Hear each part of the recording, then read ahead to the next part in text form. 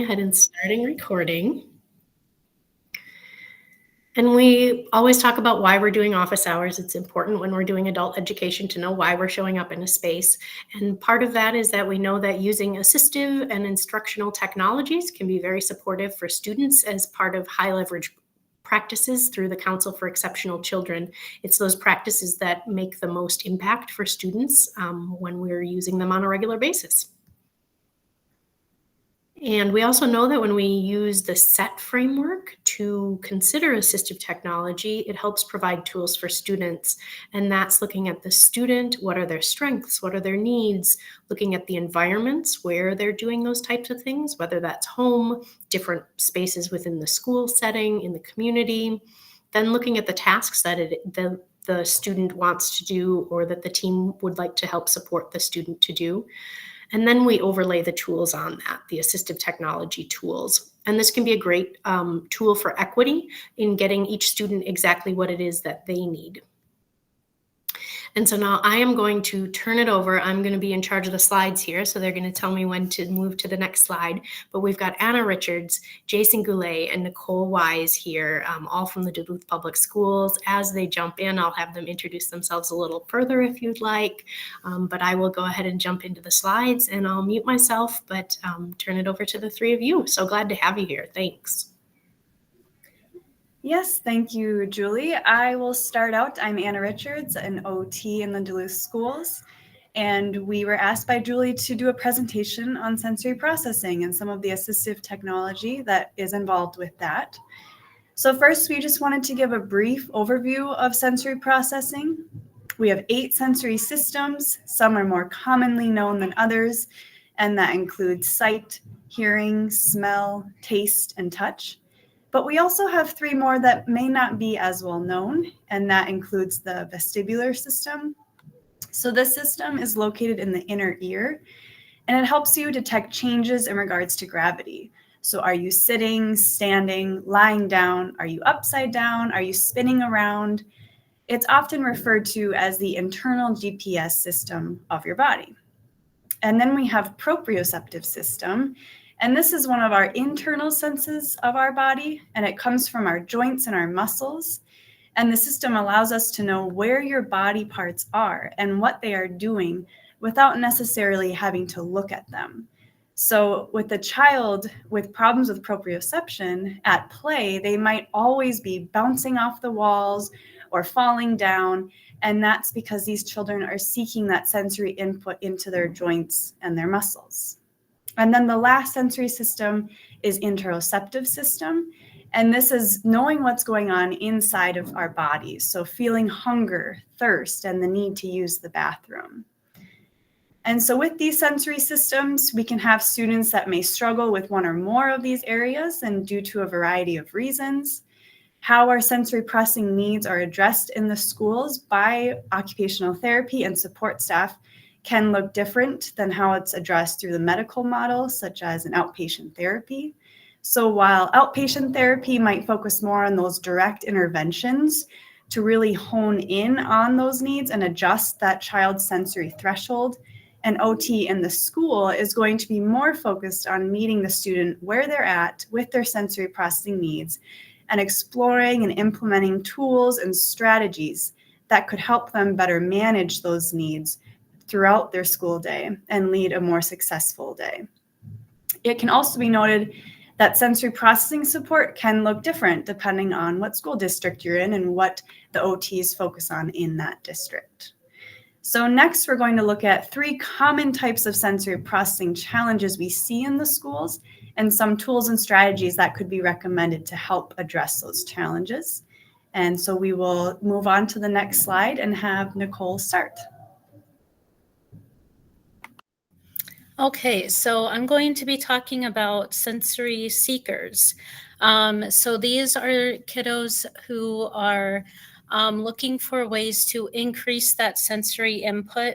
Any of those 8 senses that Anna already talked about, they are it's almost like they're looking to fill their cup. They are hyposensitive or have less sensitivity to the various sensory stimuli. So they're going to be looking for things in their environment to kind of meet that under responsive nervous system. Some of those behaviors that you'll see in the classroom would be they're constantly moving. They have difficulty sitting in their chair, at their desk. They're touching others. They might be rough when playing. It's almost like they might not even recognize how much force they're using. They might be kind of pushing others in line. They sometimes are making excessive noises with their mouth or with other items. They might be chewing on things like the pencil, their shirt sleeve, their thumb or finger sucking. They might be looking for opportunities to climb, jump, crash into things. They might not notice they have messy face or hands or runny nose. So these are all different things where they're kind of looking to increase that sensory input. And then the next slide will show some tools that we can use for those that are seeking that extra input. So I'll start with some low-tech options because it's always nice to start with the low-tech first. So that might even be incorporating heavy work movement breaks into their day. And heavy work being that they're using those large muscles, not so much that we're trying to, bulk them up or anything, or wear them out or make them tired, but just to get that proprioceptive input. So that might include in the top corner is just a sample that I frequently hand out. It's a very simple schedule. Do 10 wall push-ups, walk like an animal, bear walks, crab walk, frog jumps, a couple, 2 or 3 things, and then ending with a calming few deep breaths to get back centered and feeling more regulated to sit at their desk. They might also, to meet that movement need, they might do walking lunges down the hallway. Maybe they're carrying a stack of books from, one part of the classroom to another, pushing or pulling a cart. Any of those things that you can think of within your setting that involves those large muscles. Also for those that are seeking movement, especially when they're seated at their desk, is using alternate seating options. And that could be an air-filled wiggle seat, could be a wobble stool, that's the blue one shown there. They might use a standing desk or have desk risers. And that's this thing there. You might have 4 of those under the desk chairs to make it a standing option so that they can, all of these are allowing them to move their body while staying seated, attending, and participating in their work. Kick bands on the chair legs or the desk legs. It could be TheraBand, and then they can bounce their feet off of that. For that oral input, you might have crunchy foods available, pretzels or sour foods like dill pickles, something like that, sour candy, mints, or jewelry, like is shown that necklace there with the breakaway so that they can wear it out on the playground.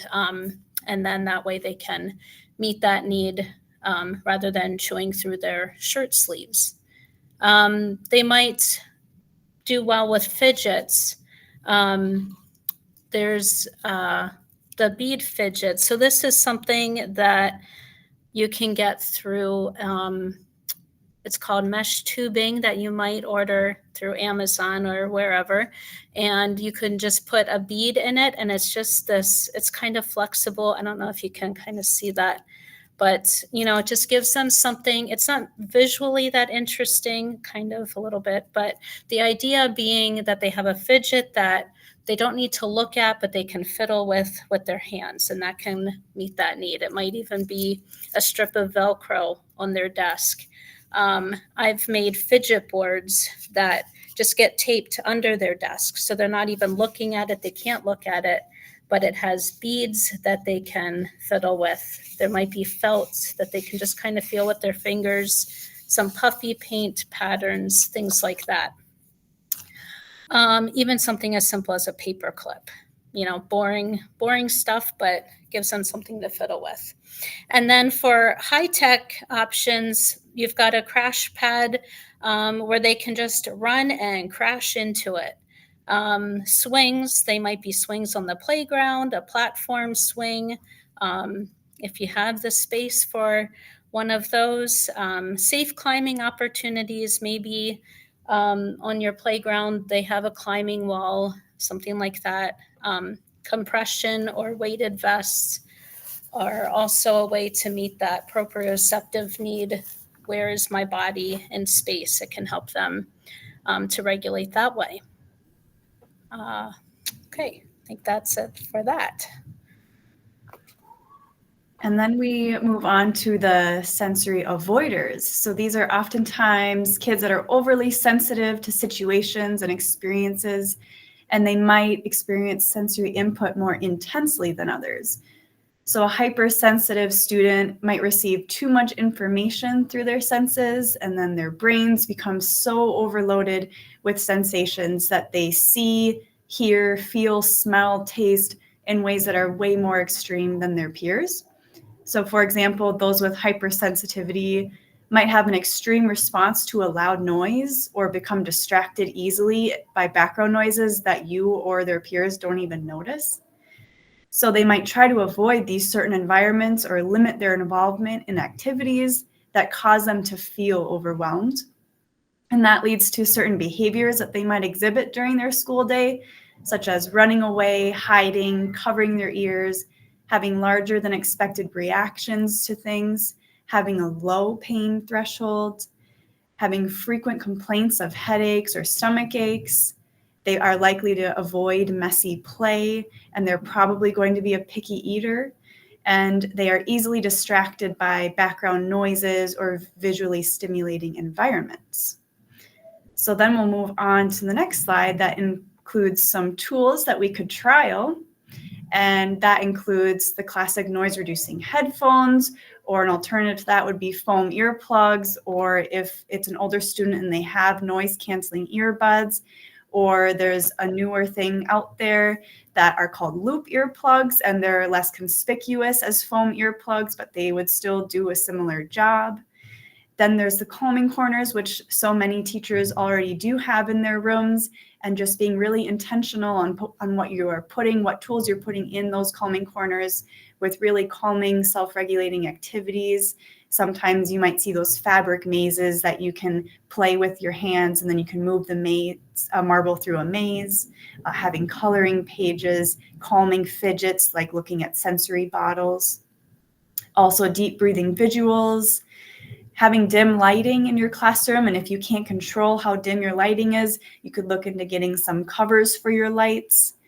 Having something as simple as a folder on a barrier at their desk to help decrease those distractions when they really need to try to focus on something.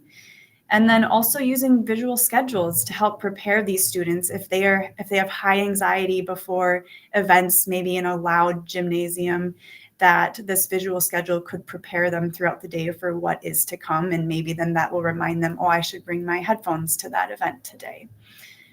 So those are the tools for sensory avoiders. And then we'll move on to our third and final area, which is low registration. Yeah, so I think our low registration kids are often the kids that we miss most often, especially in regards to sensory processing. They don't tend to stand out as much. These are students that have those same high neurological thresholds that our sensory seekers have.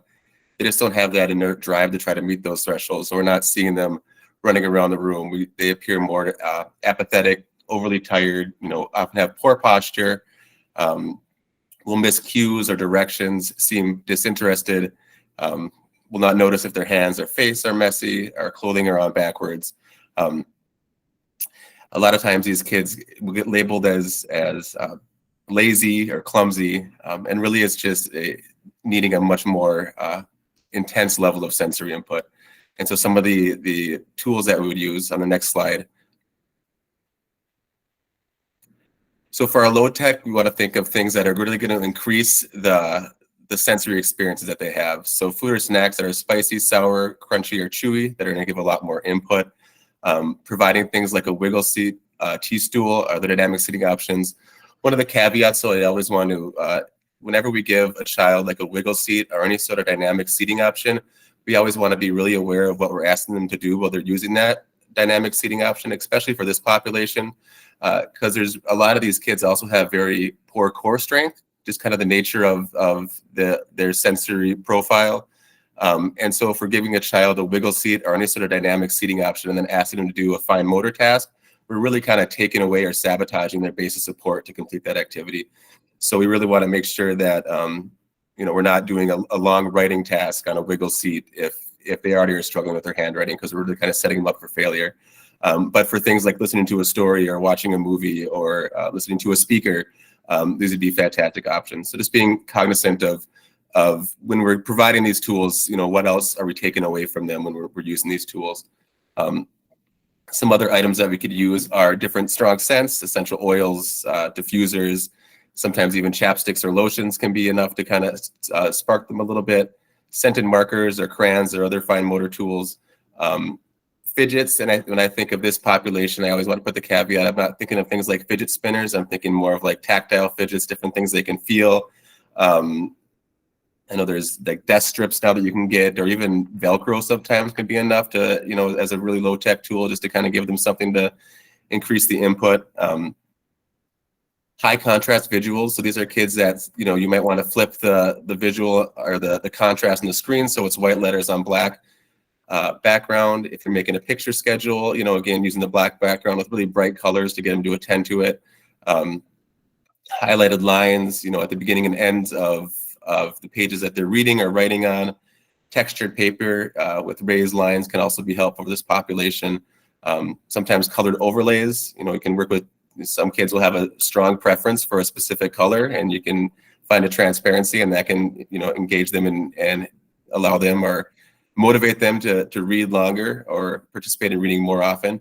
And I think also with these kids, some directed movement breaks, because again, unlike our sensory seekers, these kids, when you bring them to a sensory gym or a place that, affords a lot of sensory opportunities, these are the kids that are just gonna not really have that motivation to go run and crash. So whether it's YouTube videos or you just directing it, making sure that we're providing some specific direction on what we want them to do, how often and intense we want them to do it. So we're really increasing that level of input.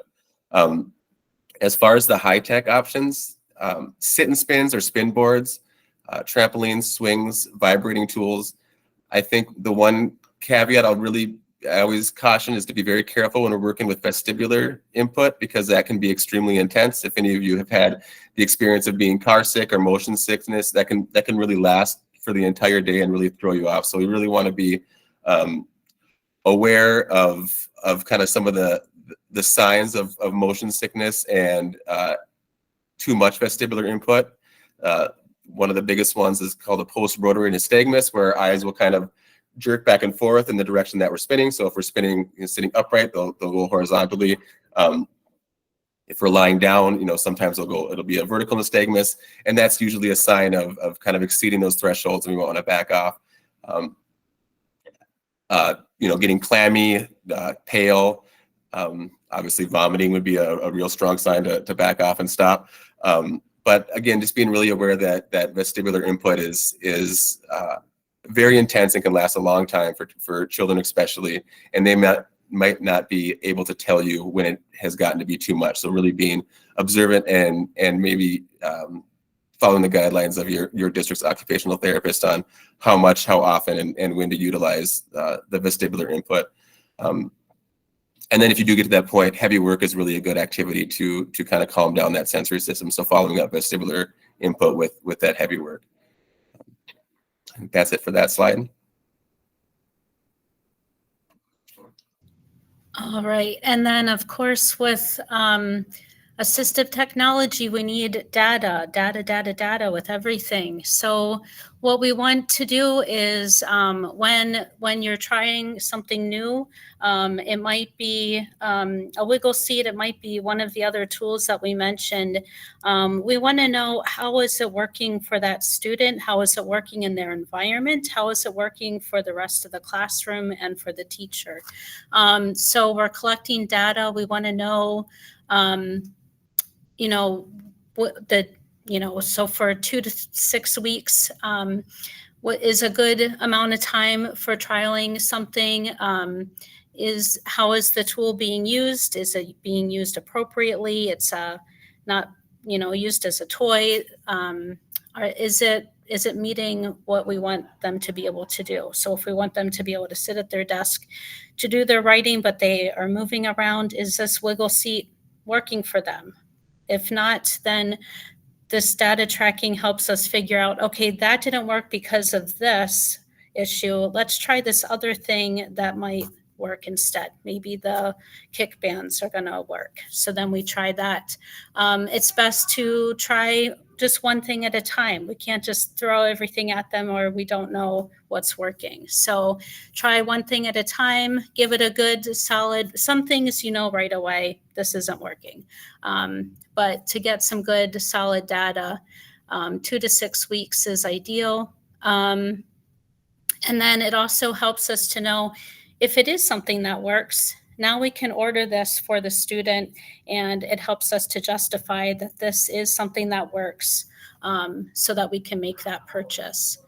And then Julie, of course, is our assistive tech person who helps us with all these things, and she's got great data collection sheets that I use as a template for all of mine, and I just kind of make a copy and then adjust it to suit that particular student's needs and what we're trying to figure out for them.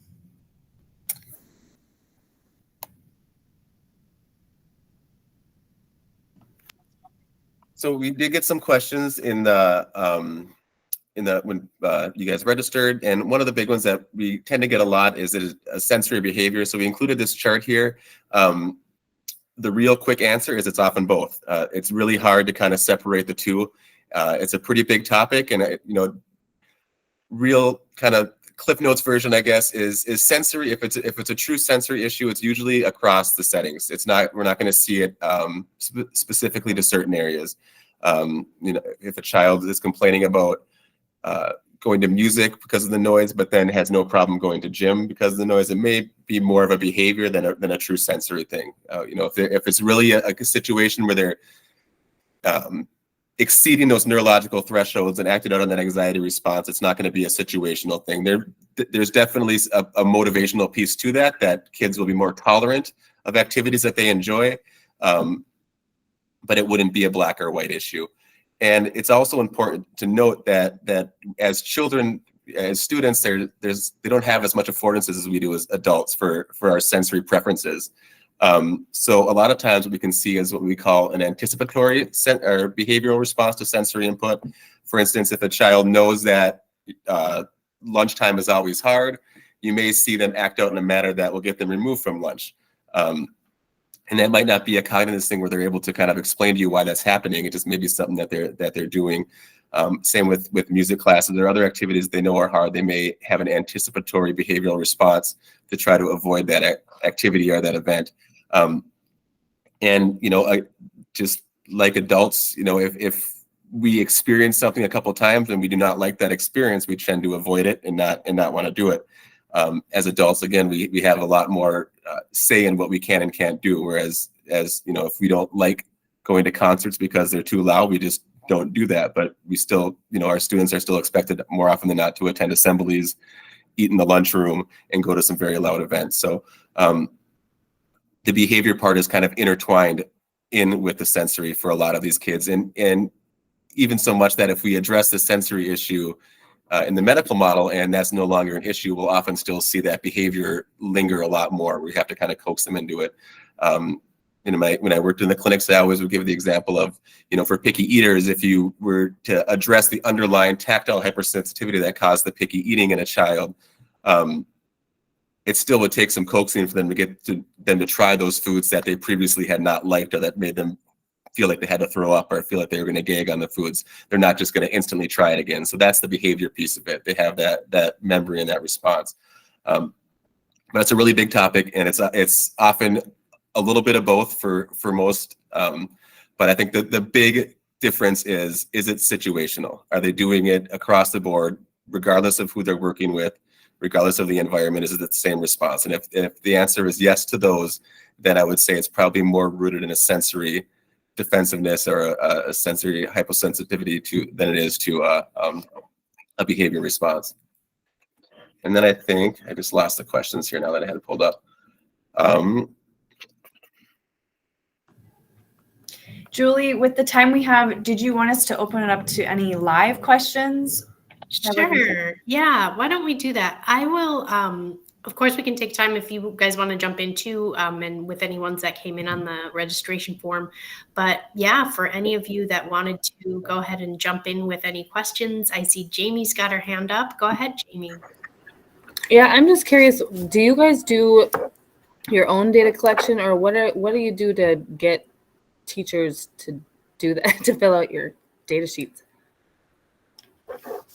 Or do you have strategies for that? I think the big thing is that really the data can drive the purchasing of it. And, I don't think the schools always like to spend money, but if we have solid data that this is decreasing behaviors, and that really kind of opens the door to purchasing the equipment that these kids need. And I think and really the teachers are the ones that are having to, deal with this behavior more often than we are. So I think they're usually, from my limited experience in the schools, are a lot more motivated to get that data and get that supported. So I think is just making sure that it's clear that the purpose of the data, is really to obtain the equipment that we need for this child. And also I think there can be motivation knowing that, for the trial period is a loan basis. So if this is something that is really working for the child and they're seeing improvements, we have 60 days to do it, and then we have to buy it. And the only way we can justify the purchase of it is by showing data that it actually works.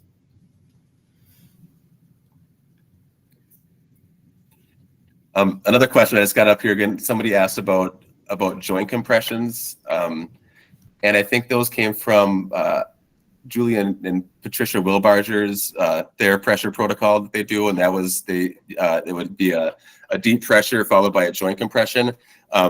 And I think there is a place for those. And in my time doing this, I have seen the benefits of it. But I think having worked longer and now with the trauma-informed care that's coming out, I think it's really important to be mindful of what we are doing to a student as opposed to what they could do for themselves. I think when we look at joint compressions, there's a lot of ways we can get that same input, because all really a joint compression is we're trying to increase the proprioceptive input or give them proprioceptive input. And there's a lot of other ways like trampolines, wall push-ups, animal walks, that we can get that exact same joint compression without doing it to a child. I had the same kind of feeling about weighted wearables, especially if a child isn't really, you don't want to force it onto a child. I would much rather use like a weighted lap pad versus a weighted vest, because I think it's something that they can then be removed as opposed to something that they feel trapped in. And I think that's really important to be respectful and mindful of, especially for our students that have experienced trauma in the past. Great.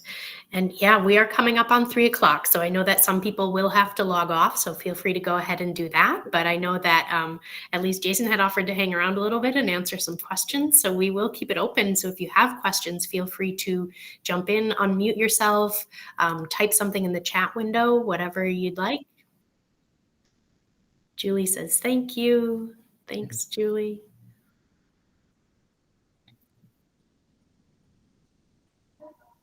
There was another question about heavy work ideas and calming sequences for young children. I think one thing that one of the benefits of COVID, I guess, if there was any, is that there's a lot of really good online resources and movement breaks and movement activities. I think with the young kids, really not discounting the power of breath and how much that is beneficial to us in regulating our body. So like volcano breathing, you can trace your hand and breathe in and out. Breathing in slow or through your nose and then slowly through your mouth like you're blowing out candles. Bubble activities. Dawn dish soap and a large piece of therapy. You can make a bubble volcano very easily, and those can be really calming activities. Like I said, animal walks are fun. Yoga. There's even really great YouTube videos for progressive muscle relaxation and mindfulness that are directed for really young kids that can be very beneficial in calming them down and kind of a quick fix in a school setting.